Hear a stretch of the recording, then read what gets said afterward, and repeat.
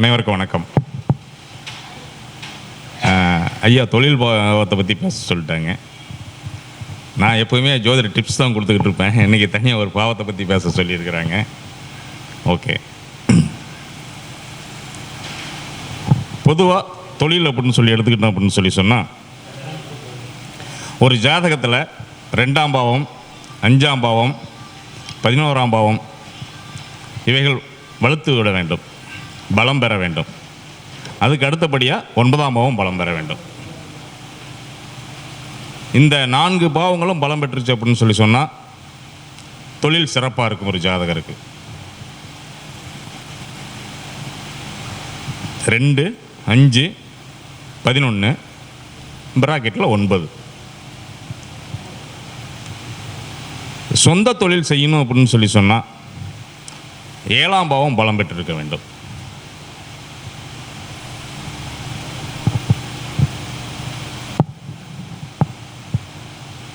இப்போ அவர் ஐயா சொல்லிட்டு போனாங்க, ஒவ்வொரு கிரகமும் ஒவ்வொரு கிரகத்தை தொடும் பொழுது எப்படி அந்த பலன் இருக்கும் அப்படின்னு சொல்லிட்டு. பொதுவாக தொழில்காரகன் அப்படின்னு சொல்லக்கூடியது நாம் சனி எடுத்துக்கிட்டு இருப்போம். அந்த தொழில்காரகன் பலம் பெறணும் ஒரு ஜாதகத்தில். அப்படிப்பட்டவங்க பல தொழில்களுக்கு அதிபதியாக இருப்பாங்க. சிம்ம லக்கணக்காரங்களும் கும்ப லக்கணக்காரங்களும் பல தொழில்கள் செய்வாங்க.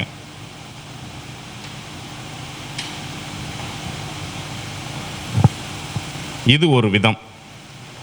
இதில் ஒரு சிம்ம லக்கணத்துக்கும் கும்ப லக்கணத்துக்கும் தொழில் செஞ்சாலும் சரி, உத்தியோகத்துக்கு போனாலும் சரி, ஒரு நிலையான அமைப்பை கொடுக்க முடியாத சூழ்நிலை ஏற்படுத்தும். அதனால் பல தொழில்கள் ஏற்படும். நாம் அவங்கள சந்தோஷப்படுத்துறதுக்காக பல தொழில் செய்வேன்னு சொல்லி சிறப்பாக சொல்லிக்கலாம். ஆனால் யதார்த்தமான உண்மை என்னென்னா, அவங்களால சைன் பண்ண முடியாமல், ஒரு தொழிலில் ஸ்டாண்ட் பண்ண முடியாமல் பல தொழில்கள் செய்வாங்க. அதில் கும்பலக்கணக்காரங்க, கும்பராசிக்காரங்க ஒரு தொழிலில் கூட உருப்படியாக செய்ய மாட்டாங்க. வாழ்நாள் ஃபுல்லாக எதையாவது ஒன்று செஞ்சுக்கிட்டே இருப்பாங்க.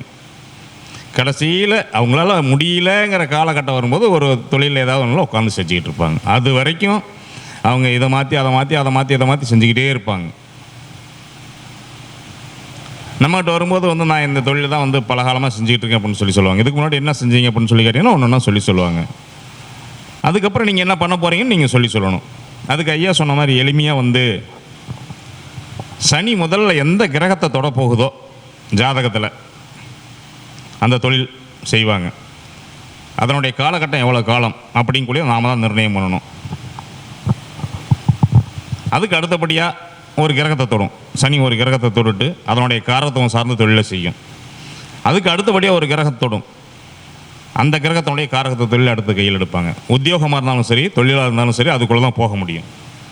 இந்த மாதிரி தொடர்ச்சியாக அவங்களுடைய வயது காலகட்டங்கள் வர வர வர வர அந்த தொழில்கள் தொடர்ந்து செஞ்சுக்கிட்டே இருப்பாங்க. உதாரணத்துக்கு சனி போய் ஒரு சூரியனை தொடுது அப்படின்னா, அரசு சார்ந்த அல்லது கௌரவம் சார்ந்த, அந்தஸ்து சார்ந்த, ஒரு கெட்டப்பாக இருக்கக்கூடிய, கெத்தாக இருக்கக்கூடிய ஒரு தொழிலை செய்வார்கள். சும்மா கூட சுற்றிக்கிட்டு இருப்பாங்க. சூரியன் அரசு உத்தியோகம் தான் அப்படின்னு சொல்லிட முடியாது. இந்த ரியல் எஸ்டேட் பிஸ்னஸில் இருப்பாங்க. வெள்ளையும் வெள்ளையுமா சட்டையை போட்டுக்கிட்டு இருப்பாங்க. அரசியலில் வெள்ளையும் வெள்ளையுமா சட்டையை போட்டுக்கிட்டு இருப்பாங்க. எதுவுமே செய்ய மாட்டாங்க.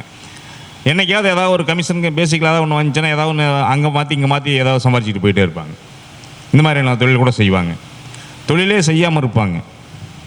இப்படி செய்யக்கூடிய சூழ்நிலைலாம் வரக்கூடிய காலகட்டத்தில் சம்பாதிச்சிட்டு போயிடுவாங்க. இப்படி அந்த கிரகம் எதை சார்ந்து தொடுகிறதோ அந்த கிரகத்தினுடைய சுழற்சிக்கு தகுந்தாற் போல் அந்த தொழில் மாறிக்கொண்டே இருக்கும், உத்தியோகங்கள் மாறிக்கொண்டே இருக்கும். அதை சார்ந்து அவங்க செய்வாங்க. இது ஒரு எளிமையான விதி.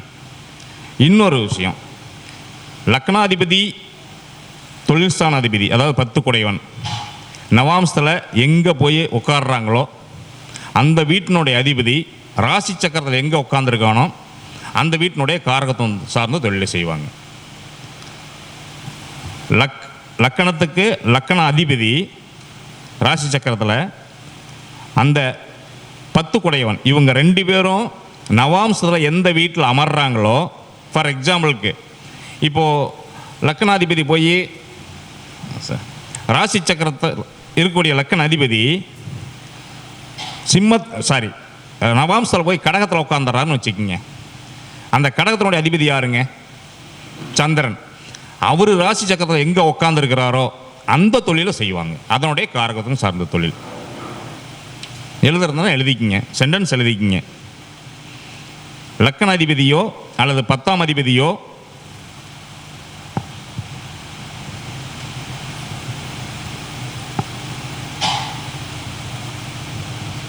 நவாம்சத்தில்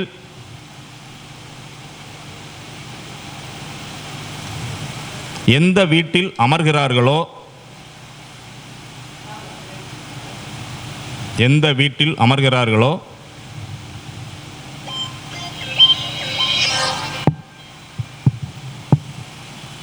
அந்த வீட்டின் அதிபதி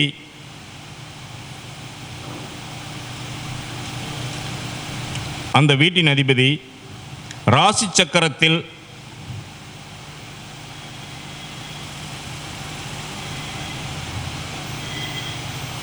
எந்த வீட்டில் அமர்கிறாரோ, ராசி சக்கரத்தில் எந்த வீட்டில் அமர்கிறாரோ அந்த வீட்டு அதிபதியின்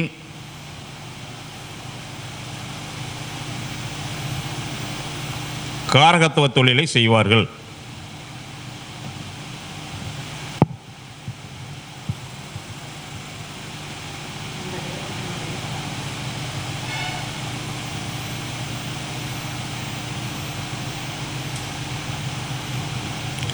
இதை எடுத்துக்கணும். அதுக்கு அடுத்தபடியாக லக்கணத்துக்கு 7 குடையவன், ராசி சக்கரத்தில் லக்கணத்துக்கு 7 குடையவன் சிறப்பாக இருந்தாங்கன்னா சுயதொழில் செய்யலாம்.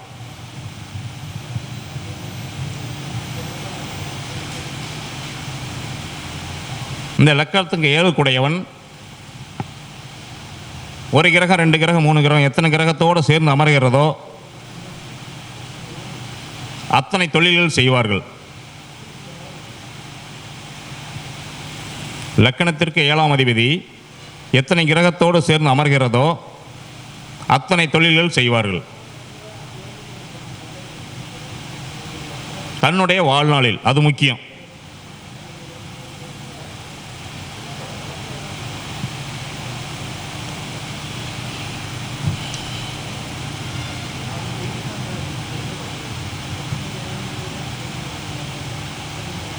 ஒருத்தருடைய ஜாதகத்தில் சொந்த தொழில் அமையணும்னா முன்ன சொன்ன விதிப்படி அந்த பாவங்கள் நல்லா இருக்கணும். அப்படி சொந்த தொழில் செய்யக்கூடிய நிர்பந்தம் ஏற்பட்டு செய்கிறாங்கங்கிற பட்சத்தில் அவங்க தோற்று போகக்கூடிய நிர்பந்தம் ஏற்பட்டுச்சு அப்படின்னா திருவாரூர்,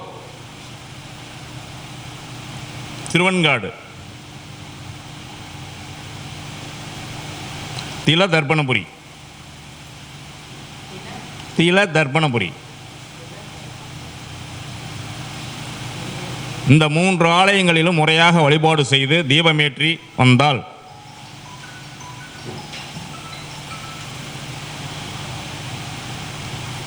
தொழிலில் ஏற்பட்ட நலிவு சிறப்படையும்.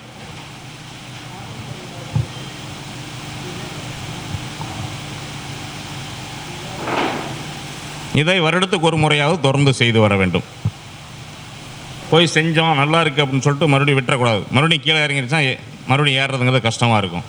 ஸ்டார்ட் பண்ணிட்டீங்கன்னா வருடத்துக்கு ஒரு குறைஞ்சபட்சம் நான் சொல்கிறது, அந்த ஊரினுடைய அருகாமையில் இருக்கிறவங்களாம் வந்து மாதத்துக்கு ஒரு முறை, 2 மாதத்துக்கு ஒரு முறை, 3 மாதத்துக்கு ஒரு முறை போனீங்கன்னா இன்னும் சிறப்பாக இருக்கும். இது தொழிலில் நலிவடையக்கூடிய சூழ்நிலை ஏற்பட்டுச்சு அப்படின்னு சொன்னால் அந்த மாதிரி உள்ள சூழ்நிலை. என்னை பொறுத்த வரைக்கும் 2, 5 கூடையவர்கள், 11 கூடையவர்கள், 9 கூடையவர்கள் கேட்டுட்டாங்கன்னா சொந்த தொழில் செய்யாதீங்க. செஞ்சீங்கன்னு சொல்லிங்கன்னா நஷ்டம் தான் ஏற்படும். செய்யாமல் இருக்கிறது நல்லது. அப்போது இந்த கிரகங்கள் கெட்டு போகிறது அப்படின்னு சொன்னால் அந்த வீட்டில் திதிசூனி அடைகிறது. 2, 5, 9, 11 இந்த வீடுகள் திதிசூனி அடைகிறது. இந்த வீட்டினுடைய அதிபதிகள் அஸ்தங்கம் பெறுவது,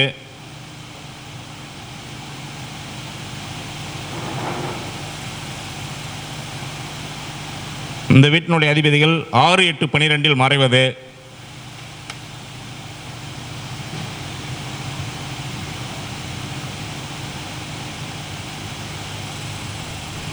இந்த வீட்டின் அதிபதிகள் 0 டிகிரியில் நிற்பது, ஒரு ராசியினுடைய 0 டிகிரியில் நிற்பது,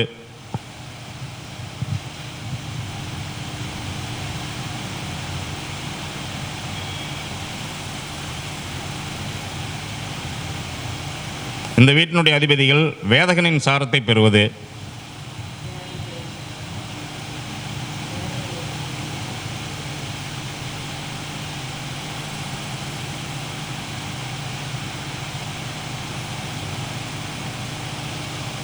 இந்த வீட்டின் அதிபதிகள் நீச்சம் பெறுவது.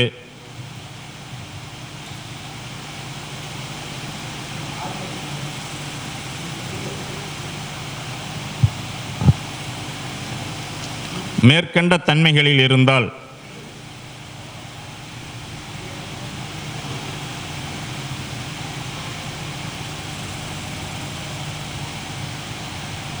அந்த பாவகங்கள் கெட்டுவிட்டதாக எடுத்துக்கொள்ள வேண்டும். அந்த பாவகங்கள் கெட்டுவிட்டதாக எடுத்துக்கொள்ள வேண்டும்.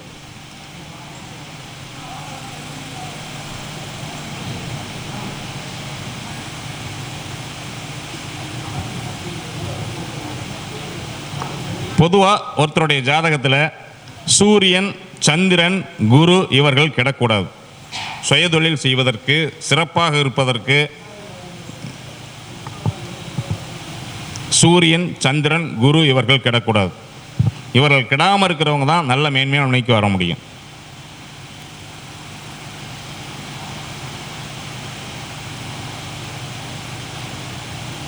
இந்த அமைப்புகள்லாம் இருந்து யோகங்கள் இருந்துச்சுன்னா யோகங்கள் சிறப்பாக செயல்படும்.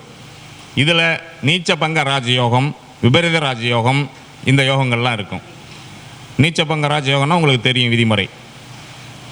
நீச்சம் பெற்ற வீட்டுக்குடையவன் ஆட்சி உச்சம் பெறுவது, கேந்திர கோணங்களில் நிற்பது, இந்த மாதிரி நிலைகளில் இன்னும் நிறைய டெஃபினேஷன் இருக்குது. இந்த மாதிரி நிலைகள் இருக்கக்கூடிய நிலைகள் இருந்துச்சு அப்படின்னு சொல்லி சொன்னால் நீச்ச பங்க ராஜயோகத்தை பெற்று அது பலத்தை கொடுத்து விடும்.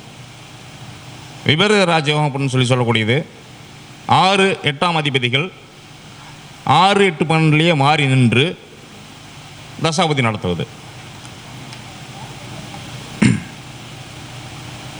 அந்த கிரகம் எங்கேயாவது 6, 8, 12 மாறி நிற்கிறப்ப நீச்சம் பெற்றக்கூடாது, அது முக்கியம். அஸ்தங்கம் பெற்றக்கூடாது, அது முக்கியம். முன்ன சொன்ன விதிகள் படி ஒரு கிரகம் கெட்டு விடக்கூடாதுன்னு சொன்னாங்களா, அந்த கிரகம் அந்த நிலையில் இருந்துடக்கூடாது. அந்த விபரீத ராஜயோகம் செயல்படாமல் போயிடும். இந்த விபரீத ராஜயோகத்தின் மூலமாக தொழில் செஞ்சோ அல்லது வேறு விதமாகவோ அவர்களுக்கு வரக்கூடிய வருமானங்கள் நிலையற்றது. இதை ஞாபகத்தில் வச்சுக்கோங்க. விபரீத ராஜயோகத்தின் மூலமாக பெறக்கூடிய சன்மானங்கள், வருமானங்கள் எதிர்காலத்துக்கு நிலையற்றது.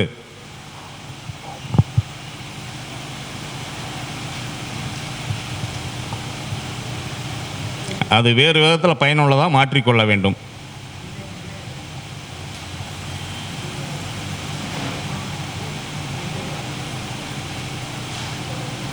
ஒருத்தருடைய ஜாதகத்தில் 7 அல்லது 10 குடையவர்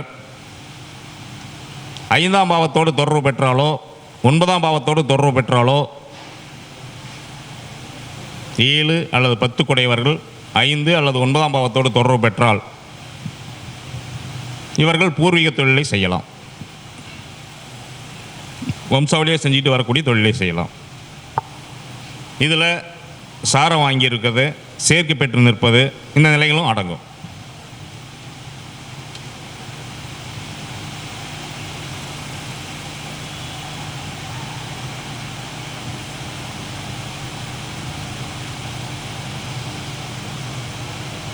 பொதுவாக ஒருத்தருடைய ஜாதகத்தில் கேந்திராதிபதிகள் நல்ல நிலையில் இருந்துட்டாங்கன்னு சொல்லி சொன்னால் அவர்கள் சிறிய வயதிலிருந்தே சிறப்பான வாழ்க்கை வாழ்வார்கள்.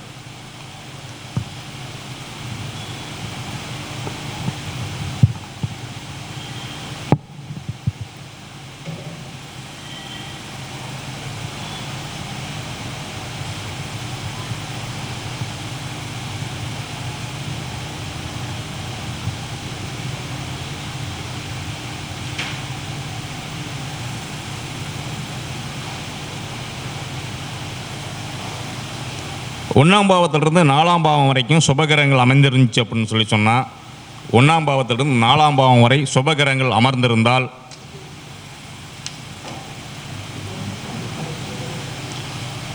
அவர்கள் சிறிய வயதிலேயே சிறப்பாக வருமானத்தை பெறக்கூடியவர்களாக இருப்பார்கள் அல்லது சிறப்பாக வாழக்கூடியவர்களாக இருப்பார்கள். இவர்களுக்கெல்லாம் சிறிய வயதிலேயே தொழில் அமைஞ்சிரும், உத்தியோகம் கிடைச்சிரும்.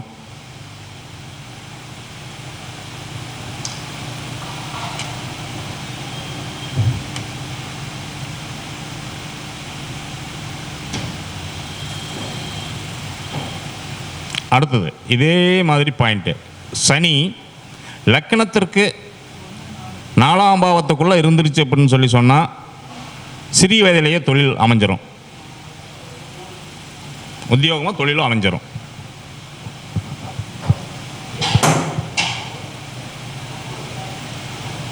அல்லது காலபுருஷத்துவத்திற்கு 4 பாவங்களுக்குள் சனி நின்றாலும் சிறிய வயதிலேயே தொழில் அமைந்துவிடும்.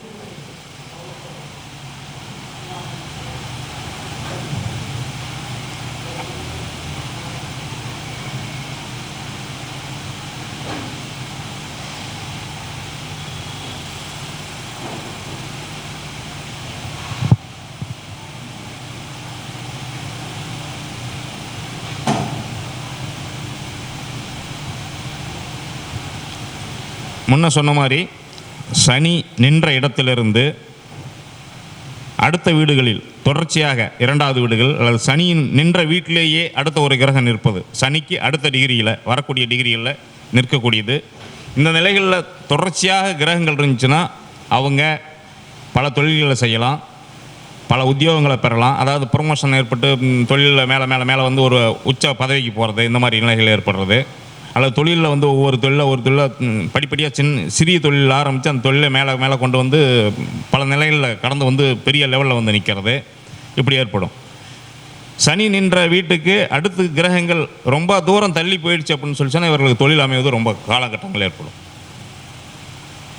இப்போ உதாரணத்துக்கு சனி லக்கணத்துக்கு 10ல் நிற்குதுன்னு வச்சுக்கோங்க. 11ஆம் பாவத்திலேயோ 12ஆம் பாவத்திலேயோ லக்கண பாவத்திலேயோ கிரகங்கள் இருந்துச்சு அப்படின்னு சொல்லி சொன்னால் சின்ன வயசுலேயே அவங்களுக்கு தொழில் அமைஞ்சு அவங்க நல்ல ஒரு சிறப்பான நிலைமைக்கு வந்துடுவாங்க. இது பொது விதி. அந்த ஜாதகத்தில் மற்ற கிரக அமைப்புகளும் தொழில் செய்கிறதுக்கு தகுதியானவர்களா அல்லது உத்தியோகம் பார்க்குறதுக்கு தகுதியானவர்களா அப்படின்னு சொல்லி அதில் பார்க்கணும். நம்ம அந்த ரோலை எடுக்காமல் இதை மட்டும் பார்த்துட்டு தொழில் அமையல இந்த ஜாதகனுக்கு அப்படின்னு சொல்லி சொல்லக்கூடாது. 11ஆம் பாவத்தில் ஒரு கிரகம் இருக்குது, 12ஆம் பாவத்தில் ஒரு கிரகம் இருக்குது, லக்கண பாவத்தில் ஒரு கிரகம் அல்லது 2 கிரகம் இருக்குது அப்படின்னு சொல்லி சொன்னால் நல்லா கவனித்து பார்த்தீங்கன்னா அதை சார்ந்த தொழில் தான் செய்வார். அது எந்த கிரகமோ அந்த கிரகத்துவம் சார்ந்த காரகத்துவ தொழில்களை செய்வார்கள். பல காரகத்துவம் இருக்கும், அதில் அவருக்கு எந்த தொழில் வேணாலும் நீங்கள் ஈடுபட சொல்லலாம். உங்களுக்கு அந்த காரகத்துவம் தெரிந்த தொழில், இந்த தொழில் செய்யுங்க, இந்த தொழில் செய்யணும், கைட்னஸ் கொடுக்கலாம். இப்போது சனி 10ல் இருக்குது, 11ல் 12ல் 1ல் லக்கணம் 2ஆம் பாவத்தில் 3ஆம் பாவத்தில் 4ஆம் பாவம் வரைக்கும் கிரகங்கள் இல்லை. 4ஆம் பாவத்துக்கு மேலே கிரகங்கள் இருக்குன்னு வச்சுக்கோங்களேன், அவருக்கு தொழில் அமையறதுக்கு ரொம்ப நாள் ஆகும். தொழிலே அமையாது, உத்தியோகமே கிடைக்காது. இந்த மாதிரியான சூழ்நிலைகளை உருவாக்கும். அப்போ என்ன பண்ணுறது? கஷ்டப்பட்டு தான் ஆகணும். இது ஒரு விஷயம். இன்னொரு விஷயம், இப்படி நாம் சொன்ன மாதிரிலாம் அற்புதமான கிரக அமைப்புகள் இருக்குது. எல்லாமே கிரகங்கள் கெட்டு போகாமல் கூட சிறப்பாக இருக்குது. அப்படி இருந்தும் கூட தொழில் அமையாமல் இருப்பாங்க, அல்லது அமைஞ்ச தொழிலை நிலையாக தக்க வச்சுக்க முடியாமல் இருப்பாங்க. உத்தியோகம் 6ஆம் பாவம் மேபி இருந்தாலும் அதையும் அதில் சுட்டி காட்டுறேன். உத்தியோகம் அமைஞ்சாலும் சிறப்பாக இல்லாமல் இருப்பாங்க, அல்லது உத்தியோகம் கிடச்சி தக்க வச்சுக்க முடியாமல் இருப்பாங்க, அல்லது உத்தியோகத்தில் மாறி மாறி போயிட்டு இருப்பாங்க, பிரச்சனைகளை சந்திச்சுக்கிட்டே இருப்பாங்க. அப்படிப்பட்ட ஜாதகங்கள்லாம் எப்படிப்பட்ட ஜாதகங்களாக இருக்கும் அப்படின்னு சொல்லி சொன்னால், லக்கண புள்ளி 0 டிகிரியில் நிற்கும், அல்லது சந்திரன் 0 டிகிரியில் நிற்பான். இப்படிப்பட்ட ஜாதகர்கள் ரொம்ப ரொம்ப வாழ்க்கையில் சிரமப்படுவாங்க. நான் பார்த்தேங்க, 10 ஜாதகம் பார்த்துருக்கேன், 10 ஜாதகம் அப்படி இல்லைங்க அப்படிலாம் சொல்லக்கூடாது, கவனித்து பார்க்கணும். இன்றைக்கி உங்களுடைய பார்வையில் 30 வருஷம் கடந்து வந்திருப்பான், 30 வயசில் வந்திருப்பான், அவன் வந்து பார்க்குறப்ப வந்து நல்ல ஒரு மேன்மைக்கு இருக்கிற மாதிரி தெரியும். சின்ன வயசில் சாப்பாட்டு கூட வழி இல்லாமல் இருந்திருப்பான். இப்போ அதையும் நாம் கவனிக்கணும். அப்போ எப்படி அவங்களுடைய நிலைகள் இருந்தது அப்படின்னு சொல்லி கவனிக்கணும். அப்போ அப்படிப்பட்ட ஜாதகர்களுக்கு சின்ன ஒரு பரிகாரம், அந்த குழந்தையா பிறந்த உடனே தத்து கொடுத்து வாங்கிடணும். அவ்வளோதாங்க, சிம்பிளிங்க. அதை செய்யலை அப்படின்னு சொல்லி சொன்னால் இந்த குழந்தை 75 வயசானாலும் அந்த 75 வயசுலேயும் சாப்பாட்டு கஷ்டப்பட வேண்டிய சூழ்நிலை ஏற்படுத்தும். இதுதான் அதில் இருக்கக்கூடிய பெரிய ட்ராபேக். நீங்கள் ஜோதிடர்களாகிய நீங்கள் அப்படி ஒரு கிரக அமைப்பு நின்றுச்சு அப்படின்னா, லக்கண புள்ளி 0 டிகிரியில் நிற்கிறது, அல்லது லக்கண அதிபதி 0 டிகிரியில் நிற்கிறது, சந்திரன் 0 டிகிரியில் நிற்கிறது, அல்லது சந்திரன் என்ற வீட்டுக்குறையின் 0 டிகிரியில் நிற்கிறது, இந்த மாதிரி நிலையில் இருந்துச்சு அப்படின்னு சொல்லி சொன்னால் அந்த குழந்தையை தத்து கொடுத்து வாங்க வேண்டும். சின்ன வயசுலேயே செஞ்சிடணும். பிறந்த 1 வருஷம் 2 வருஷம் 3 வருஷத்தில் செஞ்சிட்டிங்கன்னா அந்த குழந்தை எதிர்கால வாழ்க்கை சிறப்பாக இருக்கும். இதை நீங்கள் கடந்து செல்லும் பொழுது அதனுடைய விதிகள் மாறிக்கொண்டே இருக்கும். உதாரணத்துக்கு, பிறந்த முதல் 4 வயது வரைக்கும் தாயினுடைய பூர்வ ஜென்ம கர்மா அப்படி அந்த குழந்தையினுடைய வளர்ச்சி இருக்கும். அடுத்த 4 வயதுலேருந்து 8 வயது வரைக்கும் தந்தையினுடைய பூர்வ ஜென்ம கர்மா அப்படி அதனுடைய நிலைகள் இருக்கும். 8லிருந்து 12 வயசு வரைக்கும் அந்த குழந்தையினுடைய பூர்வ ஜென்ம கர்மா விதிப்படி அந்த நிலைகள் இருக்கும்.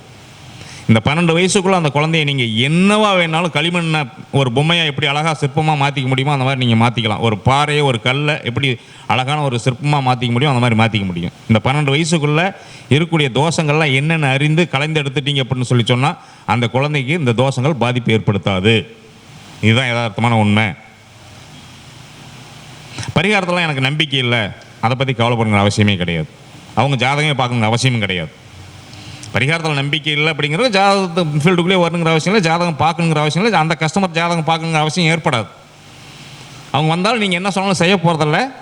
நீங்கள் பலனை சொன்னீங்கன்னா அவங்க கேட்டுக்கிட்டு போவாங்க. அவங்களுக்குலாம் நீங்கள் என்ன சொல்லி சொன்னால் 3 மாதம் போனால் சரியாக இருக்குது, 6 மாதம் போனால் சரியாக இருக்குன்னு உங்கள் வாழ்க்கையை ஓட்டுங்க, அப்படியே கடத்திக்கிட்டு ஓட்டுங்க. பரிகாரத்தை நம்பாமல் இருக்கலாம், நீங்கள் ஓட்டுங்க.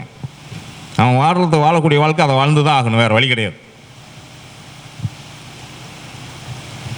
அப்போது 12 வயசு முடிஞ்சு 13வது வயசு தொடங்கின உடனே அந்த குழந்தையினுடைய இக்கால ஜென்ம வேலை செய்ய ஆரம்பிச்சிடும்.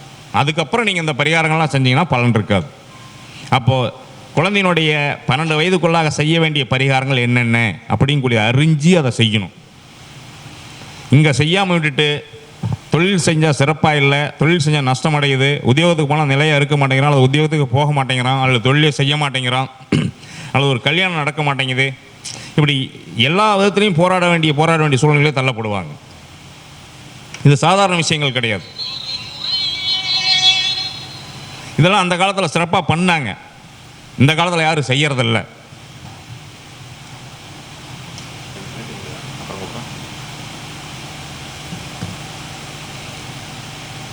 அதனால் செய்ய வேண்டியதை முறையாக 12 வயசுக்குள்ளே செய்யணும். சரி, அதை கடந்து வந்துட்டாங்க அப்படின்னா என்ன செய்யணும்னா அதுக்கு தகுந்தாற் போல் ஜாதகத்தை பார்த்து என்ன பண்ண முடியும், அதனுடைய சீர்திருத்தத்தை முழுமையாக கிளியர் பண்ண முடியுமா, முழுமையாக கிளியர் பண்ண முடியாதா அப்படின்னு சொல்லி அறிஞ்சு அதுக்கு தகுந்தாற் போல் பலனை சொல்லி அதுக்கு தகுந்த மாதிரி வழிமுறைகளை சொல்லணும். அது முக்கியம். ஒரு சில விஷயங்களுக்கு மட்டுமே ஹோமங்கள் தேவைப்படும், எல்லா விஷயங்களுக்கும் ஹோமங்கள் தேவைப்படாது.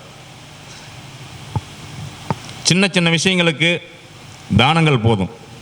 அதை விட அதிகப்படியான ஒரு விஷயத்துக்கு வழிபாடுகள் போதும். அதை விட மேன்மையான ஒரு கடுமையான தோஷங்களை ஏற்படுத்தக்கூடிய விஷயங்களாக இருந்தால் மட்டுமே ஹோமங்கள் தேவைப்படும். எல்லா விஷயங்களுக்கும் ஹோமங்கள் தேவைப்படாது. இதை ஃபஸ்ட்டு அறிஞ்சிக்கிங்க. நம்ம கைவசம் ஐயர் இருக்காருங்கிறதுக்காக எல்லாத்துக்கும் ஹோமத்தை சொல்லிடக்கூடாது. எதுக்கு ஹோமம் தேவை, எதுக்கு தானம் தேவை, எதுக்கு ஒரு வழிபாடு தேவை அப்படிங்கக்கூடிய விஷயங்கள் போதும். அப்போது அந்த தொழிலில் அவங்க மேன்மை அடையணும் அப்படின்னு சொல்லி சொன்னால் ஃபஸ்ட்டு குலதெய்வ வழிபாடு பண்ணுறாங்களா முறையா அப்படிங்கிறது அவங்ககிட்ட தெரிஞ்சுக்குங்க. குலதெய்வ வழிபாடு பண்ணலைன்னா குலதெய்வ வழிபாடு பண்ண சொல்லி சொல்லுங்கள். அதுக்கு அடுத்தபடியாக முன்னோர்களுக்கு கொடுக்கக்கூடிய திதிகளை முறையாக கொடுக்குறாங்களான்னு கேளுங்க. அப்படி முறையாக கொடுக்கல, 3 வருஷம் கடந்து கொடுக்கல அப்படின்னு சொல்லி சொன்னால் அவர்களுக்கு திலஹோமம் பண்ண சொல்லி சொல்லுங்கள். அதுக்கப்புறம் முறையாக வருடாந்திர திதியை தொடர்ந்து வாழ்நாள் ஃபுல்லாக கொடுக்க சொல்லி சொல்லுங்கள். இதை ஸ்டார்ட் பண்ணி 3 வருஷம் ஆனதுக்கு பின்னாடி உங்களுக்கு தொழில் சிறப்படையும்னு சொல்லி சொல்லுங்கள். அதுக்கு முன்னாடி கேரண்டி கொடுக்க வேண்டாம். இதை உங்கள் கண் கூட அவங்க செஞ்சாங்கன்னு தெரிஞ்சால் மட்டும் உத்தரவாதம் கொடுங்க. சொல்லுவாங்க, வரும்போது சொல்லுவாங்க, நான் பண்ணாத பரிகாரங்கள்லாம் போகாத கோயில்லாம் சொல்லி சொல்லுவாங்க. அதை பற்றிலாம் அவசியம் இல்லை.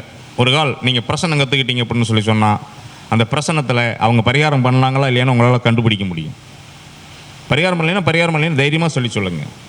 ஒரு பரிகாரம் அப்படிங்கக்கூடியது நீங்கள் சரிவர சொல்லி அல்லது வேறொருவர் சரிவர சொல்லி அதை சரியாக செஞ்சாங்கன்னு சொல்லி சொன்னால் அந்த கேள்விக்காக உங்கள்கிட்ட வந்து நிற்க மாட்டாங்க. நீங்கள் இந்த விஷயத்துக்காக இந்த பரிகாரம் செய்யுங்கன்னு சொல்லி அந்த பரிகாரத்தை செஞ்சுட்டாங்கன்னு சொல்லி சொன்னால் அந்த காரியம் நடந்து முடிந்து விடும். அதற்காக உங்ககிட்டயோ அல்லது மற்றவர்கிட்டயோ போய் நிற்க வேண்டிய அவசியம் இருக்காது. இது யதார்த்தமான உண்மை. இதில் எங்கே எசகு பெசகு ஆச்சுனாலும் அது செயல்படாது. அப்போது இப்படி சின்ன சின்ன விஷயங்கள்லாம் வச்சுக்கிட்டு எனக்கு தொழில் எத்தனை தொழில் செஞ்சாலும் சிறப்படையலை அல்லது சிறப்பாக வர முடியல அல்லது தொழில் நஷ்டம் ஏற்படுது அப்படின்னு சொல்லக்கூடாது. தொழில் நஷ்டம் ஏற்படக்கூடிய ஜாதகத்துக்கு நீங்கள் சொல்கிறப்போ வந்து நஷ்டம் ஏற்படணும் ஆணித்தரமாக சொல்லிவிடுங்க. நல்லா இருக்கக்கூடிய ஜாதகங்களுக்கு இந்த மாதிரியான பிரச்சனைலாம் வரும். அன்றைக்கி தான் நீங்கள் இந்த பரிகாரத்துக்குள்ள போக வேண்டிய நிர்பந்தங்கள் ஏற்படும். அதை கொஞ்சம் கவனிச்சுக்கணும். பரிகாரம் இல்லைன்னு பல பேர் சொல்லுவாங்க. பரிகாரங்கிற பேருக்கு நீங்கள் வேறு எந்த பேர் வேணாலும் வச்சுக்கிங்க. தலைவலிக்குது, போய் டேப்லெட் சாப்பிட்றோம், தலைவலி சரியாக போகுது, அதுதான் பரிகாரம். அதுக்கு பேர் தான் பரிகாரம், வேறெல்லாம் ஒன்றும் கிடையாது. அந்த இடத்துல வந்து ஐயருக்கு பதிலாக டாக்டர் இருக்கிறார், எவ்வளோ தான் கான்செப்ட், வேறு ஒன்றும் கிடையாது. இதை ஃபஸ்ட்டு புரிஞ்சுக்கணும். இதில் ஏமாத்துறாங்க ஏமாத்தலை அப்படிங்கிற சாப்டர்லாம் எதுவுமே இல்லைங்க. நீங்கள் சரியான இடத்துக்கு போகாமல் தவறான ஒரு இடத்துக்கு போயிட்டு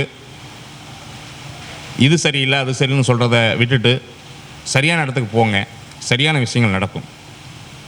எந்த துறையிலையுமே ஏமாத்துறவங்க இருக்க தான் செய்வாங்க. சம்மந்தப்பட்ட நபர்கள் தான் ஏமாத்தாத இடத்துக்கு போகணும்.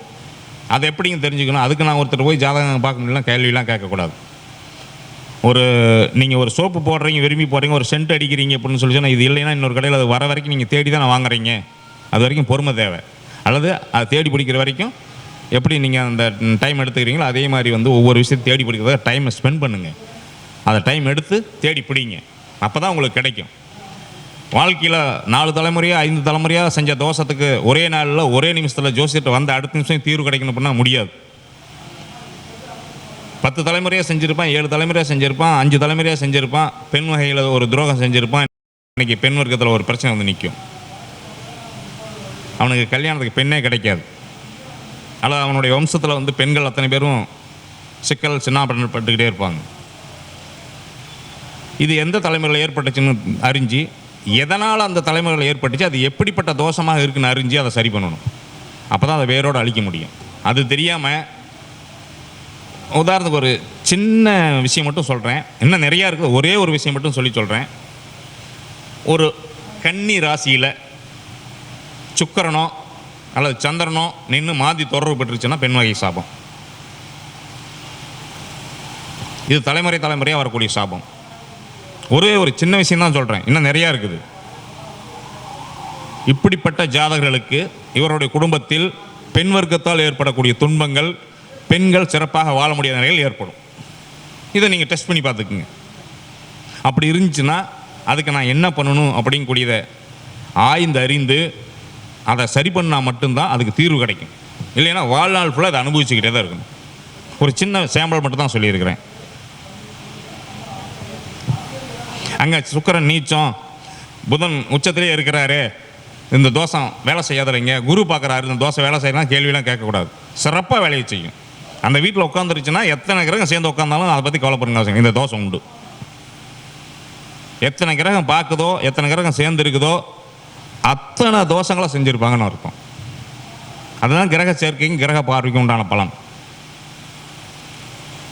அப்போ இந்த மாதிரி ஒரு தோஷத்தை செஞ்சுட்டு எனக்கு தொழில் சிறப்பாக இல்லை, அதில் நான் சரியாக வந்து கல்யாணம் எனக்கு அமையலை, வேறு நிறைய விஷயங்கள் சரியான முறையில் எனக்கு அமையலை அப்படின்னு சொல்லி சொல்கிறதுலாம் இதெல்லாம் ஒரு காரணமாக இருக்குது. இந்த ஒரு காரணம் அப்படி அமையுமா அப்படின்னு சொல்லி நீங்கள் சொல்லி சொன்னீங்கன்னா, ஃபார் எக்ஸாம்பிளுக்கு ஒரு 3 தலைமுறைக்கு முன்னாடி தொழில் ஸ்தானத்தில் ஒரு பெண்ணை வச்சு மானபங்கப்படுத்தி அந்த பெண்ணை கொலை செஞ்சுருப்பான். இவனுக்கு தொழில் அமையாது, அது தொழில் ஸ்தானத்தில் செஞ்சதால். அப்போது இது என்னென்னு அறிஞ்சு அதை சரி பண்ணால் தான் தொழில் அமையும். அதுக்கு என்ன சம்மந்தம் அப்படின்னு ஒரு கேள்வி கேட்பாங்க. எல்லாத்துக்குமே ஒரு காரணம் உண்டு, காரணம் இல்லாமலாம் எதுவுமே நடக்காது. அந்த காரணம் என்னன்னு அறியணும். அந்த அறிஞ்சு அதுக்குண்டான தீர்வை தேடினீங்கன்னா நிச்சயமாக பலன் உண்டு.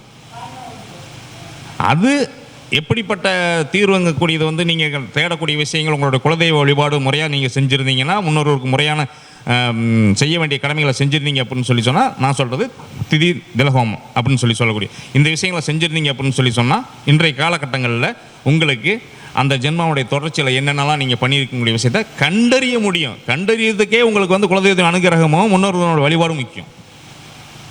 தோஷத்தை கண்டறியறதுக்கே இதெல்லாம் செய்யாமல் குலதெய்வமே தெரியாமல் பல பேர் இருப்பாங்க. எனக்கு வந்து திருவண்ணாமலை குலதெய்வம் வாங்க, திருப்பதி வெங்கடாச்சலபதி குலதெய்வம் அப்படின்னு சொல்லுவாங்க. அதில் இன்னொரு ரூட் உண்டு. 3 தலைமுறைகள் ஒரு தெய்வத்தை குலதெய்வமாக வழிபாடு செய்துவிட்டால் குலதெய்வமாக மாறிடும். அது படைப்பு கடவுளாக இருந்தாலும் சரி. ஆனால் ஒரு மனிதனுக்கு படைப்பு கடவுள்கள் குலதெய்வமாக வராது. இப்போ நான் சொன்ன மாதிரி வேணால் மாற்றி அமைச்சுக்குவாங்க. படைப்பு கடவுள் எக்காலத்திலையும் குலதெய்வமாக வராது, இதை அறிந்து கொள்ளுங்கள். அப்போ குலதெய்வமே தெரியாத வந்து 50% பேர் இருப்பாங்க. இப்போ இவங்களுக்கெல்லாம் எப்படி சீர்திருத்தம் பண்ண முடியும்? கஷ்டம்தான். காலத்தை உருட்டி ஓடிக்கிட்டே இருக்க வேண்டியதான். நாளைக்கு இது அமையும், நாளைக்கு அமையும், நாளைக்கு அமையும்னு சொல்லிகிட்டே இருக்க வேண்டியதான். அவங்களும் ஓடிக்கிட்டே இருக்க வேண்டியதான். அது நிலைகள் மாறாமல் தொடர்ந்து கஷ்டப்பட்டுக்கிட்டே இருக்க வேண்டியதான். இந்த நிலைகளில் இருக்கக்கூடியவங்க தொழில் செய்கிறது அப்படின்னு சொல்லி இருக்கக்கூடியது. அதை தாண்டி வைத்திருத்தி நாமயோகம், வேதிபாத நாமயோகம், இந்த யோகங்களில் பிறந்திருந்தாங்க அப்படின்னு சொல்லி சொன்னால் அவர்களுடைய தொழில் மேன்மை பெறாது, இருக்கிற நிலையிலே இருக்கும். காலங்கள் கடக்க கடக்க குறைந்து கொண்டே வரும். எழுதிக்குங்கம்மா. வேதிபாத யோகம், வைத்திருத்தி நாமயோகம், இதுக்கும் பூர்வ ஜென்மந்தான். இந்த ஜென்மத்தில் அவங்க பண்ணிய குற்றங்கள் தவறுகள் இல்லை. பூர்வ ஜென்மத்தில் நம்மளுடைய முன்னோர்கள் செய்த குற்றத்தின் விளைவுகள் இது. ஒரு ஜாதகத்தில் இந்த நிலையில் ஏற்பட்டுருச்சு அப்படின்னா அவன் தொழிலில் மேன்மை பெற முடியாது. இருக்கிற தொழில் நசிந்து கொண்டே வரும். இப்போ நீங்கள் அனுபவத்தில் பார்த்துருப்பீங்க. நான் வேதிபாத நாமயத்தில் பிறந்த ஒருத்தர் பார்த்தேங்க. அவங்க வந்து பல கோடிகளுக்கு அதிபதியாக இருக்காங்க, பல தொழில் செய்கிறாங்க அப்படின்லாம் சொல்லுவீங்க. பரிகாரம் பண்ணியிருப்பாங்க, அது உங்களுக்கு தெரியாது.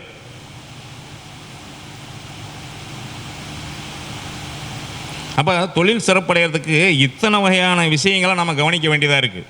நேரடியாக ஒரு 10ஆம் பாவாதிபதி மட்டும் நம்ம பார்த்துட்டு அவங்க நல்லா இருக்காங்க, தொழில் சிறப்பாக இருக்கும், அல்லது அவர் கெட்டு போயிட்டால் தொழில் சிறப்பாக இருக்கான்னு சொல்லிட முடியாது. இன்னும் நிறைய விஷயங்கள் இருக்குன்னா, நிறைய அம்சங்கள் இருக்குன்னு. நல்லா தொழில் செய்வாங்க, கடுமையான உழைப்பாளியாக இருப்பாங்க. நான் ஏற்கனவே நம்மளுடைய சங்கத்தில் சொல்லியிருக்கேன், ஒரு 10 விதிகள் சொல்லியிருக்கேன். உதாரணத்துக்கு ஒரு விதி சொல்கிறேன். ஒரு துவாதசி திதியில் ஒருத்தர் பிறந்துட்டாங்க அப்படின்னா அவன் எப்படிப்பட்ட தொழில் செய்தாலும் மேன்மை பெற முடியாது, வாழ்நாள் ஃபுல்லாக கஷ்டப்பட்டுக்கிட்டு இருக்கணும். அதுக்கு ஒரு சில ரூல்ஸ் இருக்குது, 10 ரூல்ஸ் இருக்குது. அந்த ரூல்ஸுகள் அடங்கிட்டாலும் செய்தொழில் சிறப்பாக இருக்காது. அதுதான் பூர்வ ஜென்ம கர்மான்னு சொல்கிறது. அப்போ ஏன் வந்து அவன் அந்த திதியில் பிறக்கிறான்னா, எந்த விதமான குற்றங்களை செய்ததால் அந்த திதியில் வந்து பிறக்கிறான், எந்த விதமான குற்றங்களை செய்தாலும் இந்த யோகத்தில் வந்து பிறக்கிறான் அப்படின்னு சொல்லியிருக்கு. அப்போ முன் ஜென்ம கர்மவினின் தொடர்ச்சி தான் இந்த ஜென்மம். அதை தான் இன்றைக்கி சயின்ஸில் என்ன சொல்கிறாங்கன்னா, உடம்புல எந்த நோய் வந்தாலும் இது ஜெனட்டிக், மரபு வழியில் வந்தது. உங்கள் அப்பாவுக்கு இருந்தா, தாத்தாவுக்கு இருந்தா, சித்தப்பாவுக்கு இருந்தா, பெரியப்பாவுக்கு இருந்தா, அம்மாவுக்கு இருந்தா இப்படின்னு கேட்பாங்க. மரபு வழின்னு சொல்லிட்டு போயிட்டாங்க. அதை தான் நம்ம வந்து பூர்வ ஜென்ம கர்மான்னு சொல்கிறோம். அதை நாம் பார்த்து அறிஞ்சு செய்யணும். நமக்கு என்ன சொல்லிருக்கோம்? விஸ்வ பிரம்ம புராணத்தில் ப்ளஸ் விஷ்ணு புராணத்தில் ப்ளஸ் கருட புராணத்தில் என்ன சொல்லிருக்கிறாங்க? இந்த ஜென்மத்தில் உன்னுடைய உடம்பில் எந்த பாகங்கள் கெட்டு போகின்றதோ அல்லது எந்த பாகங்கள் விகாரம் அளிக்கின்றதோ அந்த பாவம் சார்ந்து போன ஜென்மத்தில் நீ தவறு செய்திருப்பாய்ன்னு சொல்லுது. அப்போ இந்த ஜென்மத்தில் ஒருத்தன் பெண்களால் பாதிக்கப்படுறான் அப்படின்னு சொல்லி சொன்னால் போன ஜென்மத்தில் அந்த தவறை செஞ்சுருக்கான்னு அர்த்தம். இந்த ஜென்மத்தில் ஒருத்தருக்கு ஹார்ட் அட்டாக் வருது அப்படின்னா போன ஜென்மத்தில் மனசால் ஒருத்தருக்கு பாவம் செஞ்சுருக்கான்னு அர்த்தம். இப்போ கொடுத்துருக்கான், இதில் நூலில் இல்லாமல் இல்லை, நாம் தான் நூலை தேடணும், படிக்கணும். நூல் இல்லாத விஷயங்கள் இல்லை, தேடுங்க, படிங்க. ஜஸ்ட் 3 புக்கை சொல்லிட்டேன், இனிமேலாவது ட்ரை பண்ணி பாருங்கள். அப்புறம் அதில் ஒரு கேள்வி வரும், கருட புராணம்லாம் படிக்கக்கூடாதுன்னு சொல்கிறாங்களே, இறந்த வீட்டில் தானே படிக்கணும்னு சொல்கிறாங்களே அப்படின்னு சொல்லுவாங்க. அது எனக்கு தெரியாது, படிங்கன்னு சொல்லிட்டேன். படிக்கிறதும் படிக்காமல் இருக்கிறது உங்கள் விருப்பம், ஓகேங்களா? எல்லாமே மறைபொருளாக வைக்கப்பட்டு, ஜோதிடமே ஒரு மறைபொருள் தான், அதை உணருங்க. ஜோதிடமே ஒரு மறைபொருள் தான். ஒரு சில தோஷங்களுக்கு நம்ம சிவனுக்கும் அம்பாளுக்கும் விஷ்ணுவுக்கும் சகஸ்ரநாமாவளியெல்லாம் சொல்லி அல்லது ஹோமங்கள்லாம் சொல்லிக்கிட்டு இருப்போம். சாதாரணமாக அடியார்களுடைய ஒரு பூவை வச்சு வழிபாடு பண்ணாலும் ஆழ்வார்களுக்கு ஒரு பூவை வச்சு வழிபாடு அது சரியாக போயிடும். அப்போ அடியார்களோட 63 நாயன்மார்களும் 12 ஆழ்வார்களும் அவ்வளோ சிறப்பு வாய்ந்த பரிகாரங்களை செய்யக்கூடியவர்களாக இருப்பார்கள். அதுதான் சொல்கிறேன், எந்த தோஷத்திற்கு எந்த பரிகாரங்களை செய்தால் அதனுடைய விளைவுகள் எப்படிப்பட்டதாக இருக்கும் அப்படிங்கிறத அறியணும். அப்போது ஃபார் எக்ஸாம்பிளுக்கு என்னுடைய 10ஆம் பாவ அதிபதி ஒரு நட்சத்திரத்தில் நிற்கிறான், அல்லது 10ஆம் பாவ அதிபதி கெட்டு போயிட்டார். அப்போ இந்த சம்மந்தப்பட்ட ஒரு ஜாதகர் எந்த நட்சத்திரத்தில் பிறந்தாரோ அல்லது 10ஆம் பாவ அதிபதி எந்த நட்சத்திரத்தில் நிற்கிறாரோ அந்த நட்சத்திரத்தில் பிறந்த ஒருத்தர் இருப்பார் நாயன்மார்களில், அவரை போய் வழிபாடு பண்ணுங்க. அப்போ இதிலிருந்து என்ன தெரியுது? 63 நாயன்மார்கள் ஒழுங்காக வழிபட்டாவே பலன் கிடச்சிருன்னு தெரியுதா? அவர் ஒரு ஓரமாக இருப்பார் கோயிலில், சிவன் கோயிலில், அந்த பக்கம் தலையை திருப்புறதே கிடையாது. நேராக போய் குடிமரத்தில் ஒரு சல்யூட்டு, உள்ளே போய் சிவனுக்கு ஒரு சல்யூட்டு, சண்டிகேஸ்வரர் போய் ஒன்று கையை தட்டியோ அல்லது செவத்தை தட்டியோ ஒரு சலாம் போட்டு நேரடியாக வந்துட வேண்டியது, அவ்வளோதான். நாயன்மார்களை திரும்பி பார்க்குறதே கிடையாது. அவ்வளோ அற்புதமான மேன்மையான சிறப்புகளை கத்தாருக்கும். அது என்ன நமக்கு சொல்கிறான்னா, நாயன்மார்களுடைய கதைகளை கேட்டாவே சிறப்புன்னு சொல்லி சொல்கிறான். அதுலேயே பல தோஷங்கள் நிவர்த்தி ஆகுதுங்கிறான். அதை நீங்கள் நாயன்மார்களுடைய புராணங்களை ஒழுங்காக படித்து அதனுடைய கதைகளை ஒழுங்காக கேட்டு அறிஞ்சிங்க அப்படின்னா, சொற்பொழிவுகள் நடக்கலாம், அந்த இடத்த கேட்டு அறிஞ்சிங்க அப்படின்னு சொல்லி சொன்னாவே உங்களுக்கு புரிய ஆரம்பிக்கும்.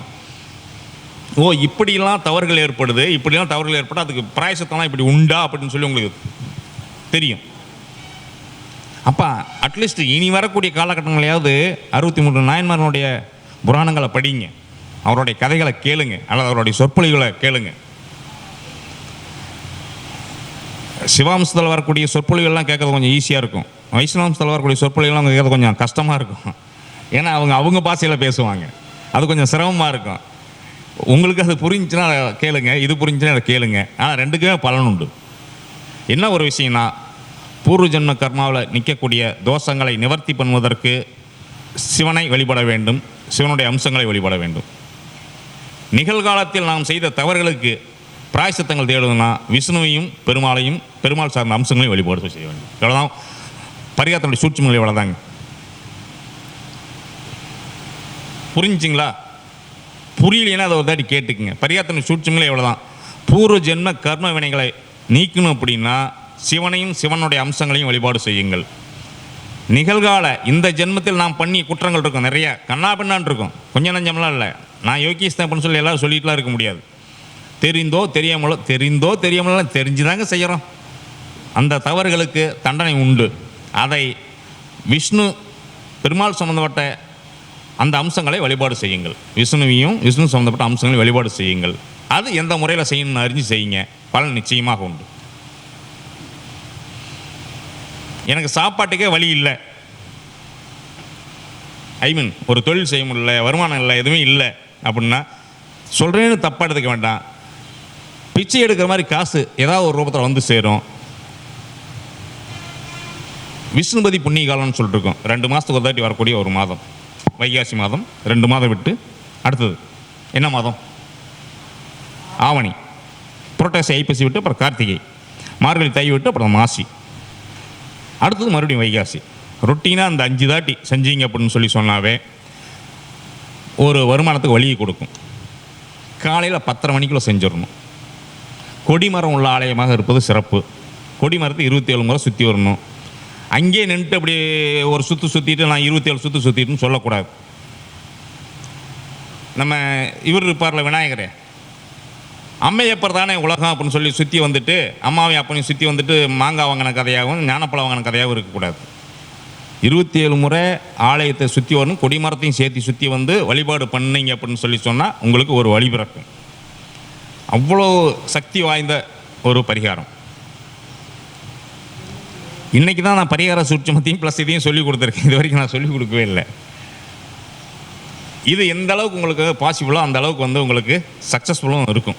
ஓகேங்களா? அதனால் இப்படி செஞ்சு பாருங்கள், உங்களுக்கு பலன் நிச்சயமாக உண்டு.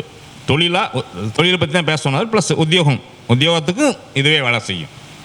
இதை கரெக்டாக நீங்கள் ஃபாலோ பண்ணுறப்ப அதுக்கான பலன்கள் கிடைக்கும். இது வரைக்கும் வாய்ப்பளித்தமைக்கு நன்றி கூறி விடைபெறுகிறேன். நன்றிங்க. சொல்லுங்கண்ணா. ஆமாண்ணே. அண்ணே பரிகாரம் தேடிக்கிட்டுண்ணே. இன்னொரு வாய்ப்பு நான் இன்றைக்கி சொன்ன மாதிரி என்னைக்காவது எனக்கு நாணம் வந்துச்சுன்னா சொல்லிடுறேண்ணே. அன்னை வரைக்கும் பொறுத்துருக்கிட்டுண்ணே. நன்றிங்க. இன்னொரு நாளைக்குமா வாங்கம்மா, மீட்டிங் வாங்கம்மா. சிறப்பானது ஒரு கருத்துரையை வழங்கிய ஐயா தென்னரசு அவர்களுக்கு